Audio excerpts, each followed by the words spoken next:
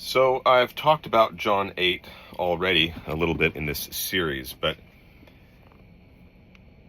I think it's good to revisit it now because we have covered so much ground, showing in no uncertain terms at this point that Yahweh is Satan, that we no longer have to do anything to prove that the devil, when Jesus says, "You are of your father the devil," in John 8, 44, we no longer have to prove that's Yahweh. We already know it's Yahweh.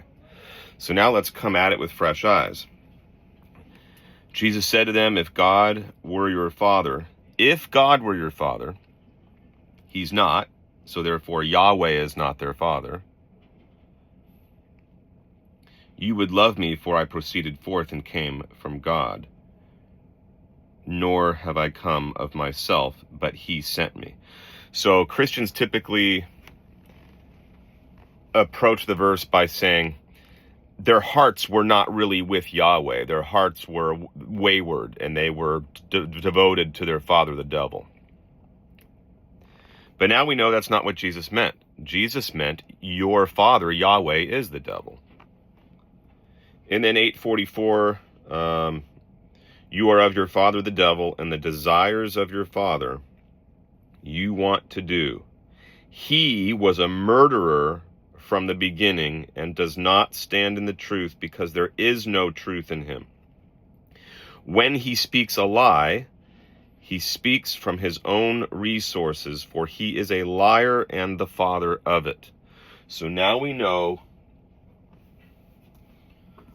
that it's not the snake in the garden in Genesis 3 who was a liar and a murderer, but rather the one in Genesis 2 whom the Jews are calling Yahweh, whom the redactors are calling Yahweh, saying that he sits at the top of the hierarchy in the divine council from Genesis 1.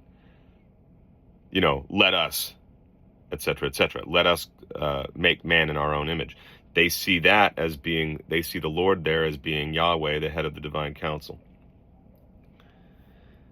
But he usurped the divine council. He usurped the place of the Most High in the divine council, as we saw from Deuteronomy 32, 8 through 9, which we're going to take a closer look at.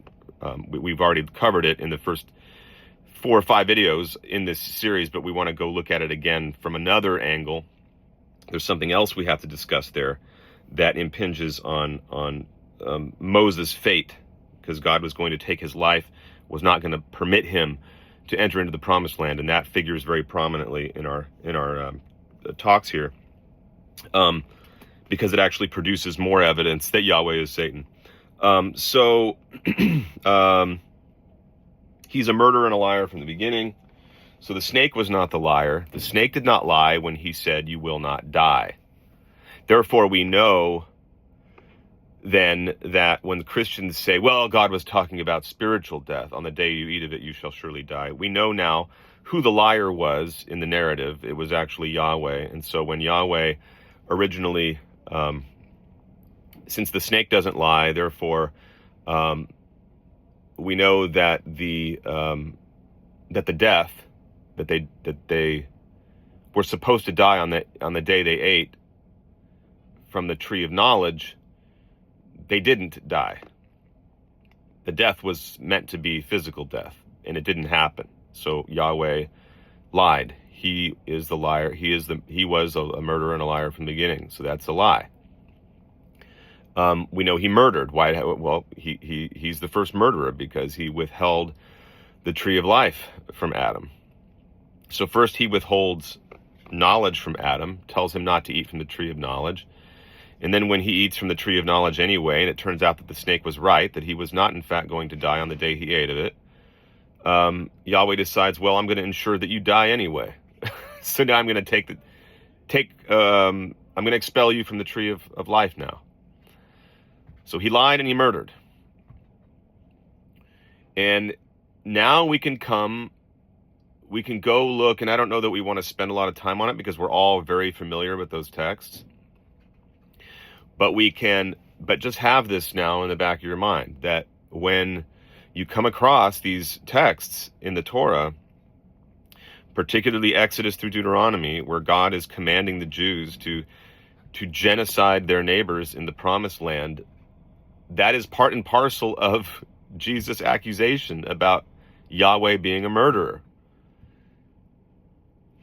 And when he strikes his people dead in the camp, when he kills thousands for, sends plagues among them or sends poisonous vipers among them to bite them, for complaining about being starved in the wilderness and having no water, that is part and parcel of Jesus' accusation that Yahweh is a murderer. Yahweh was not justified in doing what he did to them because they were complaining that they were starving. In fact, the very fact they were starving to begin with, as we have shown, is a mark against Yahweh, because Jesus did the very opposite with the people that he brought into the wilderness. He fed them with more than they needed, and he didn't wait for them to complain. He didn't test them, because as James 1:13 says, God cannot be tempted, nor does he tempt. And that, as we talked about from Matthew 4, can also be translated as test. And yet Yahweh is very open about the fact, he's very pleased with himself, in fact, that he, as he says in Exodus, I think it's Exodus 16, yeah, it's in Exodus 16, where he first provides the manna. He boasts about the fact that he did all of this in the first place to test them and tempt them, to see what was in their heart. And the Lord's Prayer says, lead us not into temptation, but deliver us from the evil one.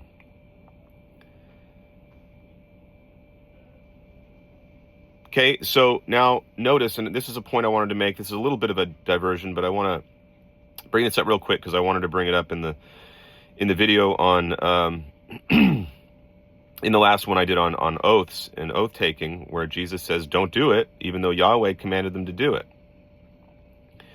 That is another example of Jesus attempting to gradually wean his Jewish followers off of their use of the name Yahweh. He doesn't want them to think of God anymore in terms of Yahweh or Jehovah. That's why he gave them the Lord's Prayer, so that they would now address God as our Father, the Father of Jesus, as opposed to Yahweh. Well, he's doing the same thing when he says anything more than yes or no is of the evil one, when he tells them not to make vows and oaths, because previously when they were commanded to do that, they were making it in the name of Yahweh. Jesus doesn't want them to take oaths or vows in the name of the Old Testament God anymore, because he's trying to get them to stop invoking Yahweh as God when in fact he is the devil. So now we've seen that, going back now to the immediate context, John 8, we see that original sin is BS. It's a made-up, fabricated doctrine, fabricated by priests, fabricated by the so-called apostolic church, by the so-called, quote, Orthodox church with a small o. I'm speaking of all Christians now. All mainstream Christians, not just the Eastern Orthodox tradition I came out of.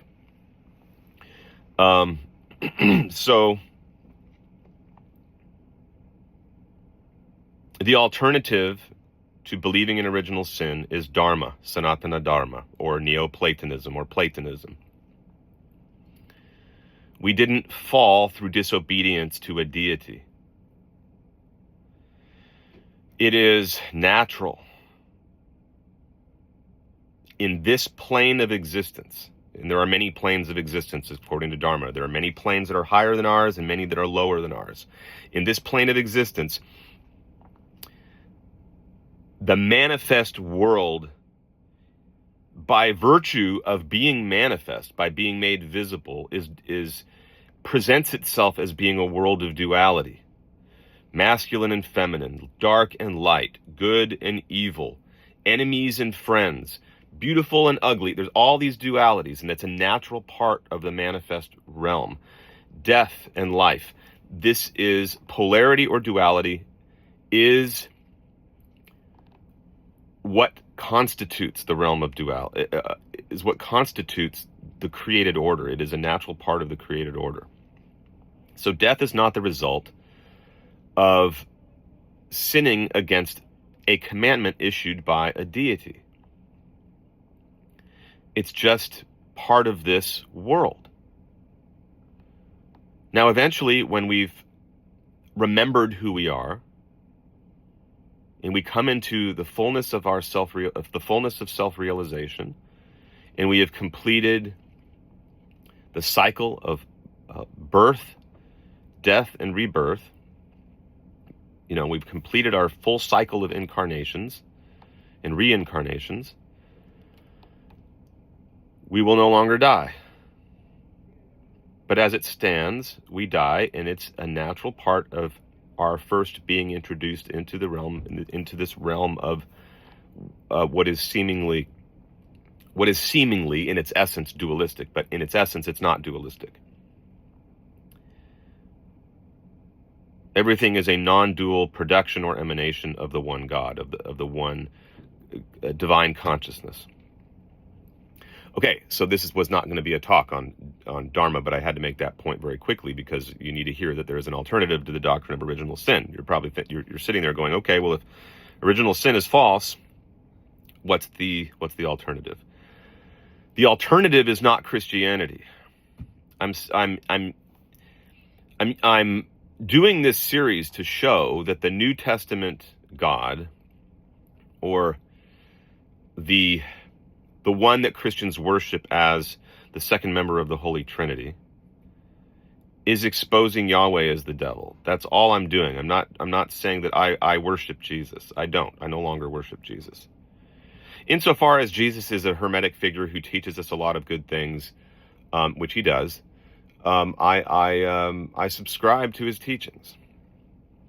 But not every hermetic figure that comes into the world is, in fact, I would say none of them are necessarily, or at least the texts and statements attributed to them. Not all of them are inspired by God. Not all of them are inerrant or infallible. There are human authors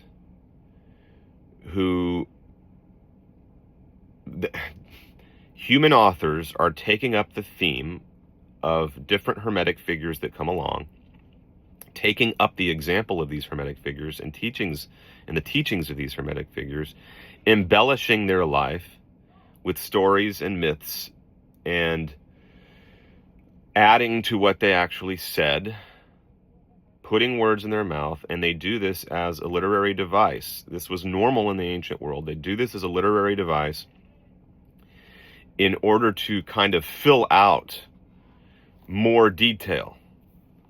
Okay, well, Jesus didn't really give us the answer to this, or didn't explicitly tell us the answer to this, so let's add narrative and let's add stories to the life of Jesus, or whoever it was, depending on the culture or the time. And we're going to give our theological opinion, or we're going to offer our own philosophical approach based on what we think he meant. All right, so that's all I have for that one. Hope you're having a good Sunday, and I will decide where to go from here. We're still going to be working on. We're not ready to end this series. We have a lot more to do. But I think I'm going to go back maybe in the next one to Deuteronomy 32:8-9 and point out this interesting issue surrounding the death of Moses.